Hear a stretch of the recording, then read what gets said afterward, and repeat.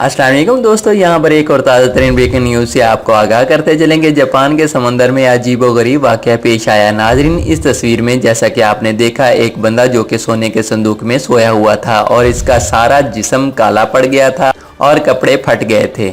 आइए नाजरीन, इसकी पूरी तफसील बताते हैं, लेकिन इससे पहले अगर आपने हमारे चैनल को सब्सक्राइब नहीं किया तो हमारे चैनल को ज़रूर सब्सक्राइब करें, वीडियो को ज़रूर लाइक करें।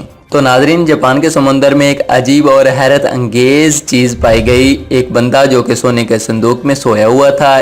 नाजरीन, इसका सारा जिस्म काला पड़ गया था, इसके कपड़े भी फट गए थे, जैसा कि आपने इस तस्वीर में मुलाहिजा किया। नाजरीन, ये बहुत ही दिल हिलाने वाला मंजर था जब इन्होंने वीडियो को सोशल मीडिया पर पेश किया, जो कि पूरी दुनिया में तेज़ी के साथ फैल गई।